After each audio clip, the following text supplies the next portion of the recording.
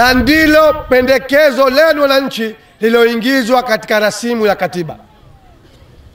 Sasa leo tumekwenda pale, CCM wamechukua maoni ya wananchi wanayatia katika debe la taka. Badala yake wanakuja na rasimu yao mfukoni ya kulinda matumbo yao, wanataka tuihalalishe Dodoma. Hatuwezi hata siku moja tukakubali kusaliti maamuzi yenu, maoni yetu wananchi wa Zanzibar na wananchi wa Tanganyika mlioipa mabadiliko ya katiba. Kwa hivyo tulipofika pale tukasema kwamba hatuwezi kuendelea na mjadala ule. Na nyinyi wenyewe mmeshuhudia tulivyojenga hoja. Wao mmewaona walivyokuwa hawana hoja, wanarejea yayo kwa yayo. Sisi tulijipanga, walikuwa wakituita maoni ya wachache, lakini maoni ya wachache ile kuwakilisha wananchi wengi, 61% Zanzibar, 61% Tanganyika. Kwa hapa Zanzibar waliotaka serikali mbili ni 34%. Halafu watikulu wajiita wengi. Tukawaambia kwamba sisi hatuwezi kuyapindua maoni ya wananchi. Tukajenga hoja katika hayo maoni ya wachache, na zote mlizisikia hoja zetu. Wameshindwa kuzijibu, badala yake wamekuja na matusi, wamekuja na ubaguzi, wamekuja na vitisho, wamekuja na chuki. Sasa tunachowaambia wananchi wa Zanzibar, na katika hili tunawaambia wananchi wote wa Zanzibar, kama ambavyo tukiwa upande wa Tanganyika tunawaambia wananchi wote wa Tanganyika kwamba hapa madamu wamelikoroga watalinywa wenyewe.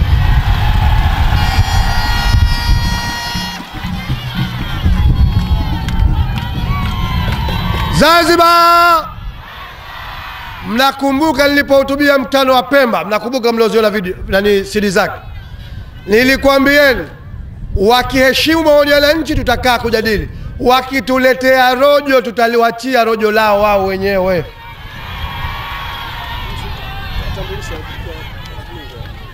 Kwa hivyo waheshimiwa, tulichokifanya tulipoona wameasaliti, wamekuja na simu yao mfukoni, mjadala haujadili rasimu ya wananchi, unatukana watu, unabagua watu, unadhalilisha watu. Lakini hasa tulipokwisha kuona kwamba sasa paka kunatishwa kwamba ati jeshi litachukua nchi kuja serikali tatu, tukasema hapana sababu ya kubakia. Lakini Wazanzibari niwaambie, wanatuambia turekebishe serikali mbili, tuondoe kero za muungano. Kwa muda wa miaka 50, kwa muda wa miaka 50 tumekuwa nazo serikali mbili. Kama wana nia ya kumaliza matatizo au kero za muungano, kwa nini hawajazimaliza mpaka leo? Jiulizeni, kwa nini hawakuzimaliza miaka 50 iliyopita? Tuamini watazimaliza leo kwa sababu kuna rasimu ya serikali tatu. Sasa sisi tunachowaambia, hatuwezi tukakubaliana na hilo. Waheshimiwa, tulipokuwa kwa Dodoma tumeyagundua mengi katika nyaraka za kihistoria. Atakuja Mheshimiwa Tundu Lissu, atakuja kuyaeleza mengine hapa. Lakini tumeshuhudia kwamba maelezo aliyokuja kuyatoa Rais Jakaya Kikwete bungeni aliposema kwamba ati mabadiliko yote ya muungano yalifanywa kwa kuridhiwa na Zanzibar kwa kutumia theluthi mbili, tumegundua maelezo hayo si kweli, ni uongo wa mchana kweupe. Kwanza waheshimiwa wa Zanzibar, mambo mengi yaliyoongezwa yameongezwa kuanzia mwaka 65 hadi mwaka 77. Katika kipindi hicho katiba iliyokuwa ikitumika ilikuwa ni katiba ya muda ya mwaka 65. Katiba ile ya muda haikuweka sharti kwamba katika kufanya mabadiliko ya katiba lazima zipatikane theluthi mbili za Zanzibar na theluthi mbili za Tanganyika. Hakuna kifungu kama hicho. Katiba ya muda ya mwaka 65 iliweka sharti kwamba ipatikane theluthi mbili ya jumla yote. Sasa wabunge wa Zanzibar wakati ule walikuwa wanaingia bungeni walikuwa ni kama 32. Wangeweza kuzuia nini?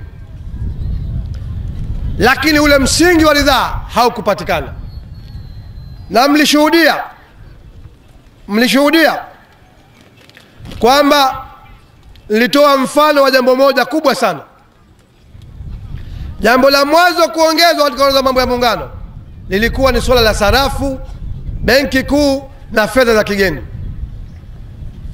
Swala hili lilipoongezwa, hata katika orodha ya shughuli za bunge halikuingizwa. Kuna kitu kinaitwa order paper, mkiingia bungeni asubuhi mnapewa orodha ya shughuli za siku ile. Haikuingizwa. Ulipofika wakati aliyekuwa makamu wa pili wa rais Rashid Mfaume Kawawa anasema sasa, na wengi mlishangaa aliposema siku bwana khatibu, mkahamkumjua, mlidhani bwana khatibu ni mtu. Bwana khatibu miaka ile alikuwa akiitwa speaker, ndio akiitwa bwana khatibu kwa Kiswahili. Alimwambia bwana khatibu, sasa kuna ile shughuli ya siri kubwa ambayo hatukuingiza katika order paper kwa sababu hatukutaka wabaya wetu wajue. Sasa inabidi tuifanye. Shughuli yenyewe shughuli gani? Ni kuchukua mamlaka ya sarafu, mabenki na fedha za kigeni, kulifanya kwa ni swala la muungano. Sasa haya ni masuala ya nchi. Marekebisho ya katiba ni masuala ya wananchi. Kuna siri gani? Anafichwa nani siri hiyo? Ukweli wasotaka kusema ilifanywa siri ili Wazanzibari wasipate nafasi kushauriana, wakajua kuna nini, wakawahi kujilinda. Na matokeo yake ukiangalia kumbukumbu za majadiliano ya bunge ya mwaka 65 mwezi wa Juni, unaona wazi wazi aliyejadili mswada ule alikuwa ni mbunge mmoja tu kutoka bara. Tena katika mazungumzo yake, mchango wake, anasema nini? Anasema hili jambo muhimu sana, kwa sababu huwezi kuwa na rais, huwezi kuwa na serikali kama haiwezi kudhibiti masuala ya sarafu, benki kuu na fedha za kigeni. Sasa Wazanzibari tujiulize leo, tuna rais hapa au hatuna? Tunaye rais. Tuna rais. Ngoja, hatumzungumzi sheni, tunazungumza rais kama taasisi. Tunaye rais hapa. Tunayo serikali hapa. Hasa serikali hii na rais huyu anadhibiti sarafu, anadhibiti benki kuu, anadhibiti fedha za kigeni. Sasa kama tafsiri ya mbunge huyu aliyochangia kwamba ili uwe rais, ili uwe na serikali, ili uwe na mamlaka, lazima udhibiti sarafu, benki na fedha za kigeni, hawa wetu sisi tuwaiteje? Tukisema kwamba muungano huu umekuja kuinyang'anya mamlaka Zanzibar, tunakosea. Na vivyo hivyo ndivyo yalivyoongezwa mambo ya mafuta na gesi asilia, yalivyoongezwa mambo ya leseni za viwanda, yalivyoongezwa mambo ya elimu ya juu, yalivyoongezwa mambo ya baraza la mitihani na mengi mengine. Waheshimiwa, muda ni mchache, lakini naomba mmeshuhudia nyinyi wenyewe kwamba kama kuna jambo limetunusuru Dodoma na mpaka leo latunusuru, ni suala la kuwepo matakwa ya theluthi mbili katika kufanya maamuzi kutoka kila upande. Leo wamekwama sisi na vibaraka wake kufanya maamuzi kwa sababu hawana theluthi mbili kutoka Zanzibar. Na katika hili tumshukuru sana na tumuombee dua, tumuombee afya na maisha marefu rais wa pili wa Zanzibar, Sheikh Abu Jumbe. Kwa sababu ni Sheikh Abu Jumbe mwaka 77 ndiye aliyesimamia katika kutungwa katiba mwaka 77 kuwekwa sharti la kutakikana theluthi mbili. Tunasikia kwamba ati watakupeleka mabadiliko ya sheria hii kuondosha matakwa ya theluthi mbili katika maamuzi ya bunge la katiba. Tunaambia wafanye wafanyavyo.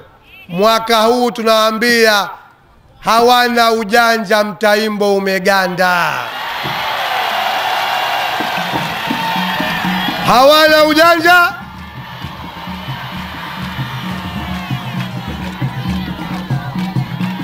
Nimalizie kwa kuambia wanavyotaka tunataka, lakini ni waombe wa Zanzibar, hapa tulipofika ni lazima fursa hii tusiipoteze. Kwa hivyo ni waombe wa Zanzibar wote, na hasa wale waliobakia katika CCM, hawa ndugu zetu hawawezi kusimamia maslahi yetu. Kwa hivyo tunakwenda, tutaona tuchukue uamuzi gani. Viongozi wengine watakuja tazungumza hapa, lakini hapa tulipofika tunakwambieni kwamba waamuzi wa swala hili ni wananchi wenyewe, na tunakuombeni wananchi wa Zanzibar nyote msimame kitu kimoja, muwakatae wasaliti, muwazomee wasaliti, muwaambie kama wao hawezi kuitetea Zanzibar, Zanzibar haina nafasi kwao. Asa heshimiwa, nimalizie kwa kufanya kazi ambayo nimetumwa. Nimeomba niwatambulishe wabunge hawa kwa majina, sijui kama wanakuja huko na simama kule kule waliko, lakini katika wabunge waliokuweko hapa tuliokuwa nao katika bunge la katiba, hao ni wabunge bunge la katiba. Wa kwanza ni Mheshimiwa Mohamed Habibu Mnyaa, wa pili Mheshimiwa Rashid Ali Abdallah asimame, wa tatu Mheshimiwa Riziki Omar Juma, wa nne Mheshimiwa Masud Abdullah Salim, wa tano Mheshimiwa Yusuf Haji Khamis, wa sita Mheshimiwa Amin Abdallah Amur, wa saba Mheshimiwa Rajab Muhammad, wa nane Mheshimiwa Abdallah Haji, wa tisa Mheshimiwa Hamadi Ali Hamad, wa kumi Mheshimiwa Ali Khamisef, wa 11 Mheshimiwa Kombo Khamis Kombo, wa 12 Mheshimiwa Haji Khatib Kai, wa 13 Mheshimiwa Thuwaiba Idrisa, wa 14 Mheshimiwa Mbaruk Salim, wa 15 Mheshimiwa Said Suleiman, wa 16 Mheshimiwa Yusuf Salim Hussein, wa 17 Mheshimiwa Mkiwa Kimwaga, wa 18 Mheshimiwa Muhammad Ibrahim Sanya. Waheshimiwa,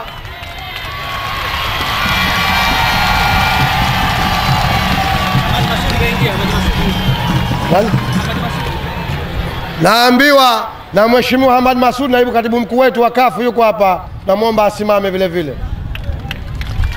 Kwa hivyo waheshimiwa, bahati mbaya sana leo muda hauko na sisi, tuko wasemaji wengi. Nimalizie hapa na nimalizie basi kwamba mimi nimeweka kiwanja sawa tu. Sasa namleta mchezaji mwenyewe. Mmeambiwa hapa Cristiano Ronaldo. Huyu akisimama katika bunge la katiba, CCM wote wanaingia chini ya viti.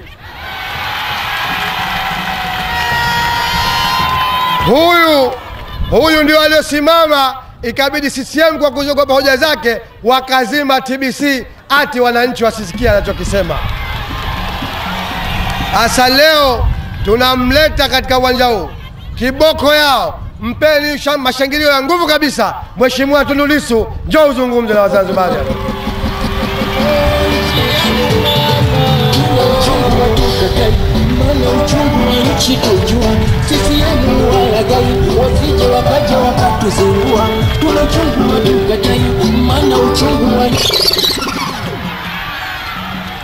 Ni ngapi?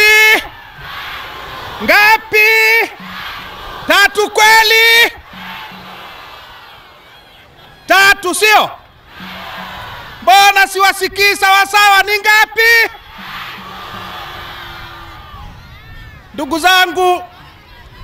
Ndugu zangu wa Zanzibari, naomba kwa mara nyingine tena niwasalimie katika jina la Zanzibar huru na yenye mamlaka kamili.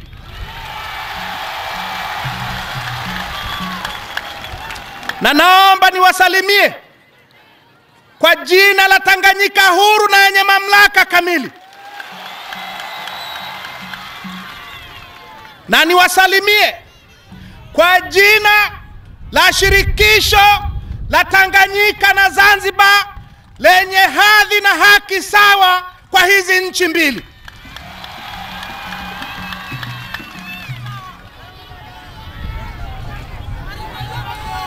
Nitazungumza baadaye haya ambayo nimeyasema: Zanzibar huru, Tanganyika huru, mahusiano kati ya hizi nchi mbili yenye hadhi na haki sawa. Nitayazungumza baadaye kidogo. Kwa sasa naomba mnisaidie, mnivumilie kidogo, niwatambulishe kwenu wajumbe wa bunge maalum wanaotoka Tanganyika ambao wamekuja kushirikiana na ndugu zetu wa Zanzibari hii leo.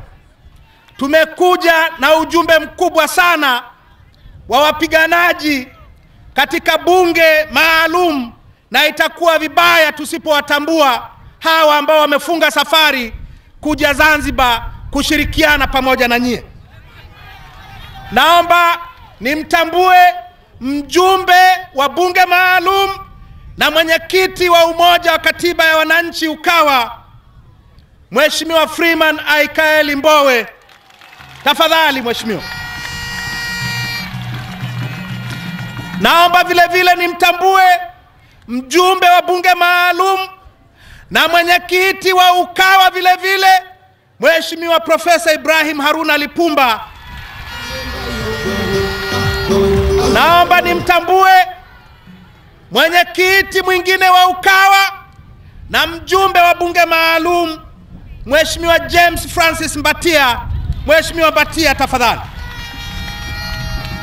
Naomba nimtambue mjumbe wa bunge maalum na mwenyekiti wa Ukawa, Dr. Emmanuel Makaidi.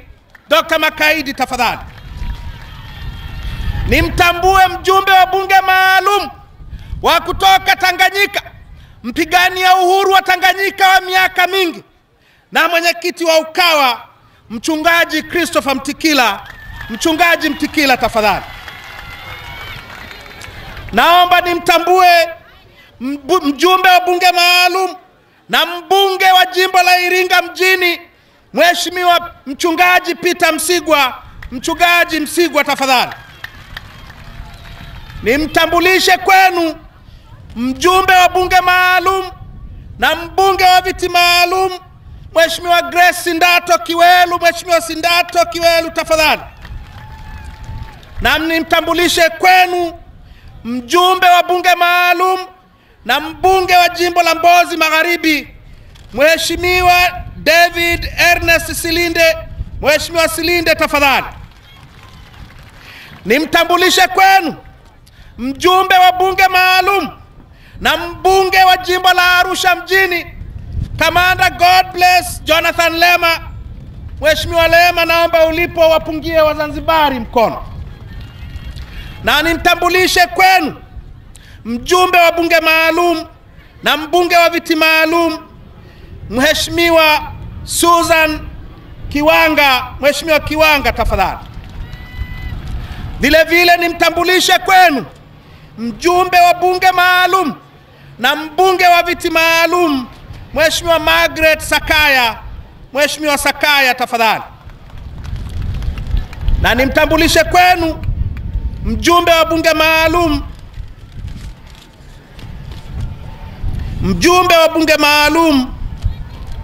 Mheshimiwa Julius Mtatiro. Mheshimiwa Mtatiro, tafadhali. Niwatambue vile vile mjumbe wa bunge maalum na mbunge wa viti maalum mkoa wa Kilimanjaro, Mheshimiwa Lucy Owenya, mahali ulipo, tafadhali. Nimtambulishe kwenu mjumbe wa bunge maalum na mbunge wa viti maalum kutoka mkoa wa Mara, Mheshimiwa Esther Matiko, mahali ulipo. Nimtambulishe kwenu mjumbe wa bunge maalum na mbunge wa viti maalum kutoka mkoa wa Arusha, Mheshimiwa Joyce Mukia, mahali alipo. Na mwisho kabisa nimtambulishe kwenu mjumbe wa bunge la Katiba na mbunge wa viti maalum, Mheshimiwa Amina Mwidau, mahali alipo, tafadhali. Hawa ndio wawakilishi wa wananchi katika bunge maalum la Katiba. Naombeni tafadhali Mwapigie makofi hao niliowataja.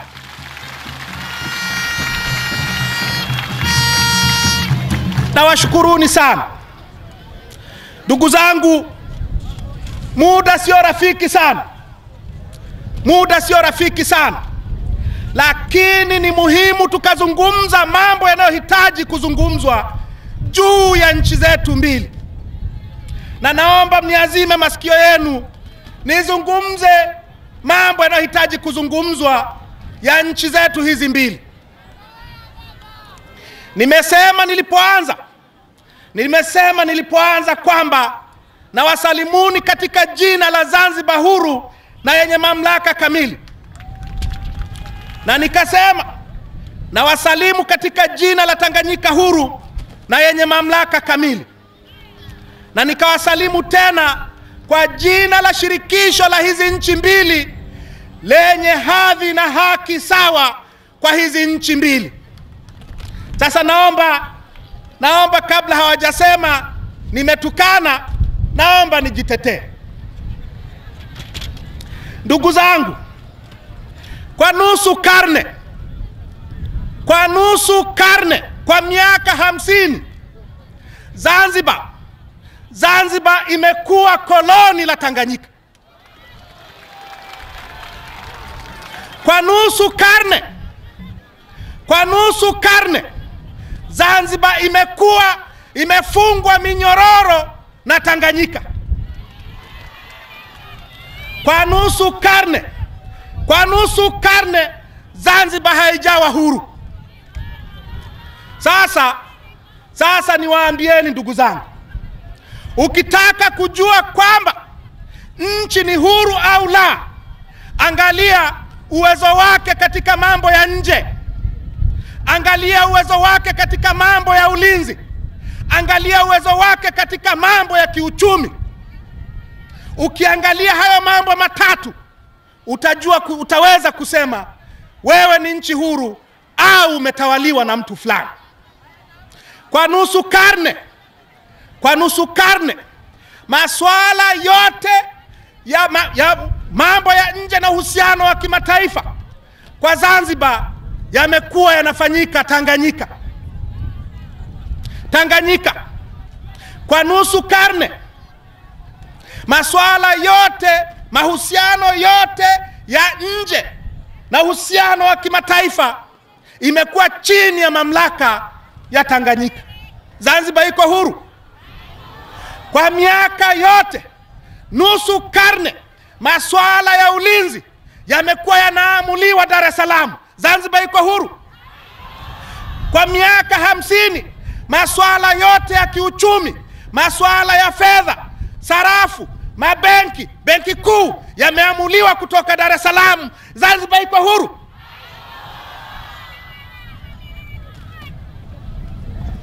Kwa tunapozungumza kwamba tunaamkiana kwa jina la Zanzibar huru, tuna maana hiyo kwamba kwa nusu karne Zanzibar haijawa huru. Kwa nusu karne.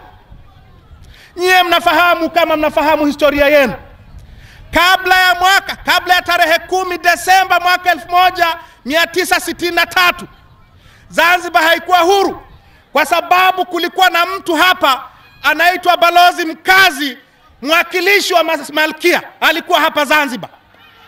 Na wa mwisho alikuwa anaitwa Sir George Moring. Kabla ya Desemba 1963 Zanzibar haikuwa na kauli yoyote mambo ya nje. Kauli ilikuwa kwa Balozi Mkazi wa Kiingereza.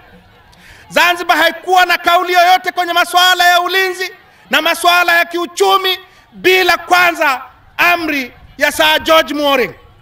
Kwa kabla ya mwaka 63 Zanzibar haikuwa huru.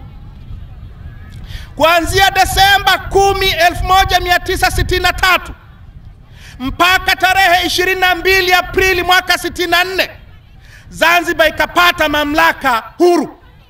Zanzibar ikawa huru. Kwa kipindi cha miezi 5 tu Zanzibar ikawa na mamlaka kamili kwenye mambo ya nje. Zanzibar ikawa na mamlaka kamili kwenye masuala ya ulinzi. Zanzibar ikawa na mamlaka kamili kwenye masuala ya fedha. kuanzia tarehe 22 mwezi wa 4 mwaka 64, mamlaka haya yakanyang'anywa, yakapelekwa Dar es Salaam, Zanzibar ikavishwa minyororo. Lazima tuiseme ilivyo. We must tell it as it is. Lazima tuiseme. Nusu karne. Nusu. Sasa ndugu zangu, yule aliyekuvisha minyororo ili aendelee kukuweka katika kuvishwa minyororo, na yeye hawezi kuwa huru. Aliyekufunga, anaendelea kukutia ufungua kwenye kifungo, na yeye hawezi kuwa huru. Askari wa gereza, ili aendelee kumweka mfungwa gerezani, na yeye hatoki gerezani. Na kama unabisha, takwambia ukasome kitabu cha Mandela. Haya ni maneno ya mzee Mandela. Aliyekufunga, aliyekukanyaga shingo, huwezi ukafurukuta kwa sababu amekukanyaga shingo, na yeye hawezi kuondoka. Inabidi na yeye abakie pale pale. Kwa sababu Zanzibar haijawa huru, Tanganyika haijawa huru. Tanganyika haijawa huru. Ukitaka kujua kwamba Tanganyika haijawa huru, uliza ni mahali wapi katika historia yetu, ni wapi katika vitabu vyetu vya sheria, ni wapi katika katiba yetu kuna jina Tanganyika. Tumeikana nchi yetu ili tuendelee kuikalia Zanzibar. Ili tuendelee kuinyonya Zanzibar, imebidi tuseme sisi sio Watanganyika, tujipe vitambulisho vingine. Kwa sababu hiyo, ninaposema Zanzibar huru maana yake Tanganyika huru, nina maana hiyo. Bila Zanzibar huru, Tanganyika haiwezi kawa huru. Zanzibar ikiwa huru, Tanganyika itakuwa huru. Sasa kuna watu ambao hawaelewi, wanasema hao wanatukana waasisi. Naomba niseme yafuatayo.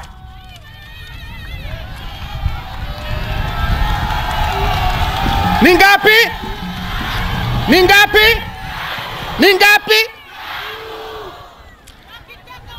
Tarehe 22 Aprili mwaka 64, Mwalimu Nyerere kwa niaba ya Tanganyika na Sheikh Abeid Amani Karume kwa niaba ya Zanzibar walisaini makubaliano ya muungano. Hayo ambayo wameyaficha mpaka leo hayajulikani yalipo. Hiyo tarehe 22 waliposaini, kile ambacho wanakionyesha, kile ambacho kipo kwenye sheria ya kuthibitisha mapatano ya muungano iliyotungwa na bunge la Tanganyika, ukiisoma hakuna mahali popote ambapo iliua Zanzibar, hakuna mahali popote ambapo iliua Tanganyika. Badala yake, huo mkataba ambao uko kwenye hiyo sheria ya bunge la Tanganyika ulisema kwamba sheria za Zanzibar kwenye mambo yasiyokuwa ya muungano zitaendelea kutumika katika nchi ya Zanzibar, na sheria za Tanganyika kwa mambo yasiyokuwa ya muungano zitaendelea kutumika katika nchi ya Tanganyika. Kwa makubaliano ya muungano hayakuwa nchi hizi mbili, hayakuwa hizi nchi mbili. Kwa wanaposema tuliungana tukatengeneza nchi moja, ni uongo.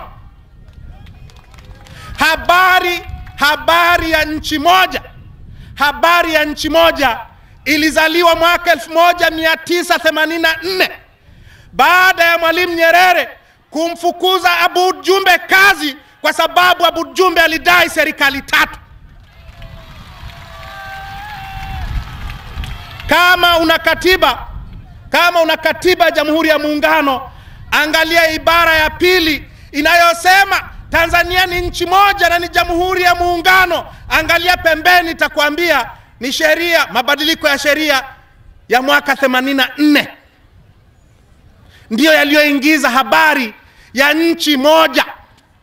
Nchi moja ilizaliwa mwaka 84 kwa sababu Mwalimu na serikali yake walitaka kumdhibiti Aboud Jumbe aliyekuwa anadai serikali tatu. Kwa wanaposema sisi ni nchi moja, uongo. Na lazima tuseme uongo. Lazima tuwaseme ni waongo. Ndugu zangu, nimesema kwamba tumejikana. Wale wanaotoka Tanganyika wanaona aibu kusema wao ni Watanganyika, kwa sababu wanataka kuendelea kuikalia Zanzibar. Sasa wanajiita Watanzania bara, wanajiita majina, lakini ukweli ni kwamba ni Watanganyika, au sio? Ilikuwaje Tanganyika ikavaa joho la muungano? Ilikuwaje Tanganyika ikawa ndio Tanzania? Siku ya muungano, naombeni mnisikilize tafadhali. Siku ya muungano tarehe 26 Aprili mwaka 64, wakati Nyerere anachanganya udongo Mnazi Mmoja.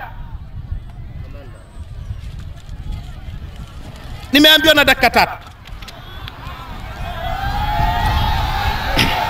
Naomba tuendelee. Wakati Mwalimu Nyerere anachanganya udongo Mnazi Mmoja, asubuhi yake alitoa amri 2. Alitoa amri ni decree. Alitunga amri 2 kabla hajaenda Mnazi Mmoja kuchanganya udongo. Amri ya kwanza inaitwa amri ya masharti ya mpito, na ilisema yafuatayo. 1, ilisema wafanyakazi wote wa serikali ya Tanganyika kuanzia leo watakuwa wafanyakazi wa Jamhuri ya Muungano. Kwa sababu hiyo, kuanzia mfagizi wa mahakama ya mwanzo ya Ikungi na kotoka mpaka rais mwenyewe akawa mfanyakazi wa Jamhuri ya Muungano. Amri hiyo haikuwahusu Wazanzibari, iliwahusu Watanganyika. La pili lilotokana na amri hiyo, ikasema mahakama ya Tanganyika, mahakama kuu ya Tanganyika itakuwa ni mahakama kuu ya Jamhuri ya Muungano. Ilihusu mahakama kuu ya Tanganyika. Kwa ikavika mahakama ya Tanganyika kuwa ndio mahakama ya Jamhuri ya Muungano. Jambo la tatu, amri hiyo ilisema nembo ya taifa ya Tanganyika, ile bibi na bwana, itakuwa ndio nembo ya taifa ya Jamhuri ya Muungano. Kwa masuala yaliyokuwa ya Tanganyika yakafanywa masuala ya muungano, na maana yake halisi ni kwamba serikali ya Tanganyika ikaingiza mkono wake Zanzibar. Kwa amri ya Mwalimu Nyerere ya tarehe 26 Aprili 64, siku hiyo Mwalimu akatunga amri nyingine inaitwa amri ya katiba ya mpito. Amri hiyo ilisema kwamba katiba ya Tanganyika ndio itakuwa katiba ya Jamhuri ya Muungano. Na kwa sababu hiyo, serikali ya Tanganyika ikawa na mamlaka ya kikatiba ya kuingilia mambo ya Zanzibar, ya kuinyang'anya Zanzibar uhuru wake. Sasa amri ya 3 aliitunga mwezi mmoja baadaye, nayo inaitwa amri ya masharti ya mpito, na ilisema mahali popote kwenye sheria, mahali popote ambapo pameandikwa Tanganyika, paandikwe Jamhuri ya Muungano. Kwa hiyo shule za msingi, vituo vya afya, kila kitu kilichokuwa na jina la Tanganyika kikapewa jina la Jamhuri ya Muungano. Hiyo ndiyo iliyofanyika, ndiyo mambo yaliyofanyika. Tanganyika ikavaa joho la muungano, ili iweze kushikilia masuala ya nje ya Zanzibar, masuala ya ulinzi na usalama ya Zanzibar, masuala ya uchumi ya Zanzibar, na mwisho wakahamisha pamoja na masuala ya utawala. Sasa tangu mwaka huo, tangu marehemu Karume alivyoondoka, rais wa Zanzibar na wabunge wenu wanaamuliwa Dodoma. Kwa ndugu zangu, tunaposema Zanzibar sio huru, maana yake ni hiyo. Na muda hautoshi, tungezungumza mambo mengi zaidi. Lakini kilicho muhimu ndugu zangu, kilicho muhimu ni kwamba baada ya miaka 50 ya kutawaliwa, baada ya nusu karne ya kuwa kwenye minyororo ya Tanganyika, wananchi wa Zanzibar mmeamka. Na kwa sababu mmeamka, mnataka Zanzibar huru yenye mamlaka kamili. Mtatukomboa na sisi. Mtatukomboa na sisi. Zanzibar yenye mamlaka kamili maana yake ni Tanganyika iliyofichwa itatoka mafichoni. Maana yake ni kwamba tutakuwa na uwezo kwa sababu tutakuwa huru wote. Tutakuwa na uwezo wa kufanya mashirikiano kwenye misingi ya hadhi sawa na haki sawa.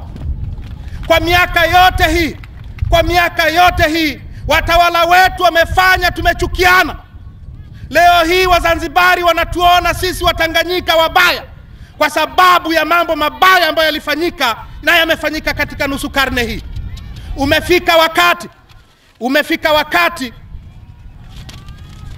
wa kupata mamlaka kamili ya Zanzibar ili tuitoe Tanganyika mafichoni, na ili tutengeneze utaratibu utakaokuwa wa haki baina ya nchi hizi mbili, baina ya hawa watu wawili. Ni ngapi?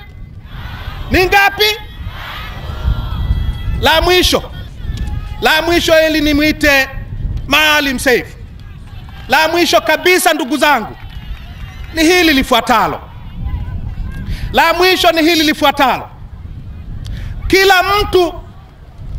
Kila mbunge wa Zanzibar asiyekuwa mwanachama wa UKAWA aliyesimama kwenye bunge maalum amesema Zanzibar hatuna uwezo, Zanzibar uchumi mdogo, Zanzibar ni wachache, Zanzibar hatuna hiki, hatuna kile.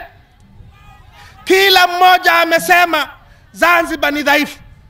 Sasa mimi nawaombeni ndugu zangu, nawaombeni katika hili jambo la kuzikomboa hizi nchi zetu mbili, mtufundishe tena kile ambacho mlitufundisha miaka 30 iliyopita.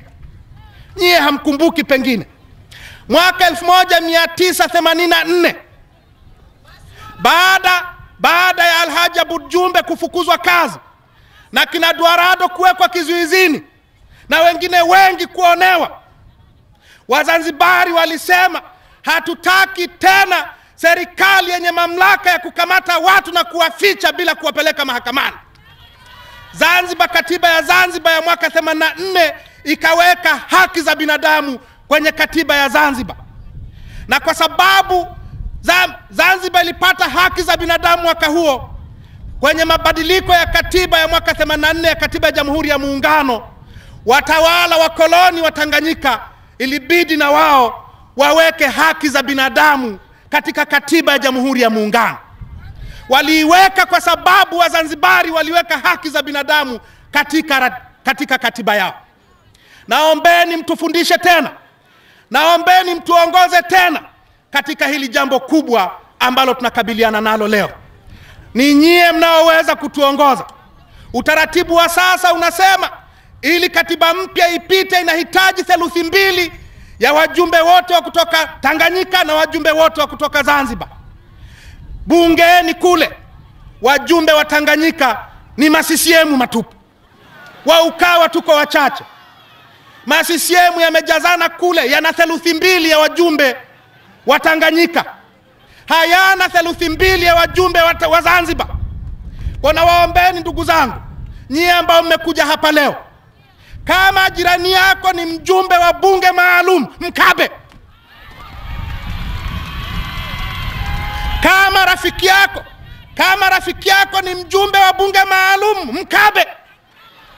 Kama ndugu yako ni mjumbe wa bunge maalum, mkabe.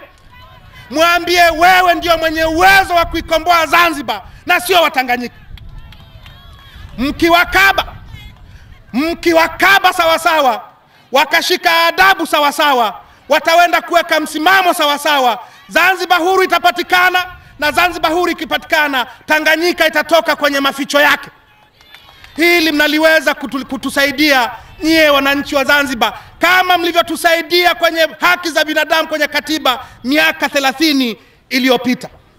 Sasa naomba kwa sababu muda wangu umepita, naomba basi nimkaribishe kwenu. Na kabla hajaja hapa, naomba niseme hiki. Katika mambo mabaya kabisa ambayo yamefanyika nchi hii katika miaka yote ambayo tumekuwa huru, ni kuwepo kwa sheria ya kuweka watu kizuizini bila makosa na bila kuwapeleka mahakamani. Hii sheria ya kuweka watu kizuizini bila kuwapeleka mahakamani, bila kuwashtaki, imetumika kuwaumiza na kuwanyanyasa na kuwaonea Wazanzibari. Na katika wahanga wakubwa wa sheria ya kuweka watu kizuizini si mwingine ni katibu mkuu wa Chama cha Wananchi CUF, kipenzi cha Wazanzibari, makamu wa kwanza wa rais wa Zanzibar, Mheshimiwa Maalim Seif Sharif Hamad. Mimi nimeingia jela mara kadhaa, lakini sijawekwa kizuizini. Mara zote nimekamatwa, nimewekwa jela, nimenyung'unywa, lakini nimepelekwa mahakamani. Maalim Seif na mashujaa wengine wa Zanzibar wamewekwa kizuizini, sio kwa siku, sio kwa wiki, sio kwa miezi, kwa miaka. Na mzee huyu amezeeka akipigania Zanzibar. Pamoja na umri mkubwa, hajavunjika moyo, hajaacha kusimamia kile ambacho amekisimamia miaka yote: Zanzibar huru, Zanzibar yenye mamlaka kamili. Nina heshima kubwa kumwalika Maalim Seif ili aje hapa azungumze na wananchi wake. Maalim Seif, tafadhali. Sawa. Ni ngapi? Sawa. Maalim Seif, tafadhali, karibu sana. Ukawa oye! Ukawa oye! Serikali ngapi? Mbona naona wengine pale wataka moja tu?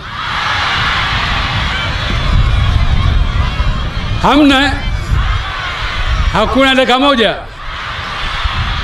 Lakini wapo wanataka mbili. Ya hapa na hapa. Hakuna. Haya, kama mnataka tatu, mikono juu nione bwana.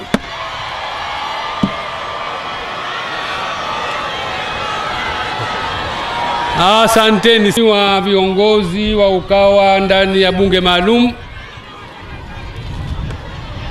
waheshimiwa viongozi wa Ukawa nje ya bunge maalum,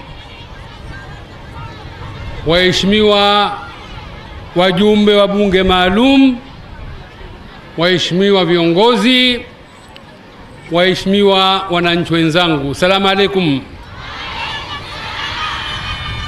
Kabla ya kuzungumza, nimepewa kazi. Kwa hivyo kwanza nichukue nafasi hii kumuomba mzee wetu, mwenyekiti wa kamati ya maridhiano, mzee Hassan Nasor Moyo, ili aje wasalimu kidogo wananchi. Mheshimiwa Moyo, tafadhali.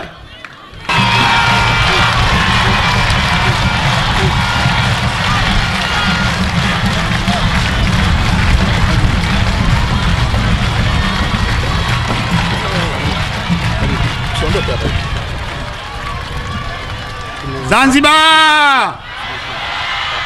Zanzibar! Zanzibar! Serikali! Serikali! Serikali! Huo ndio msimamo wetu. Huo ndio msimamo wa watu wa Zanzibar. Hatuwezi kubadilika. Tulichagua kuungana na ndugu zetu kwa sababu ya maisha yetu, watu wa Zanzibar, ya umoja wetu. Sina zaidi. Hapo mkamati hapo 3. Na washukuru sana kabisa. Leo sio zamu yangu, leo namwachia mwenyewe kigogo. Asante sana, nawashukuru sana. Asante. Endelea. Asante. Ngapi?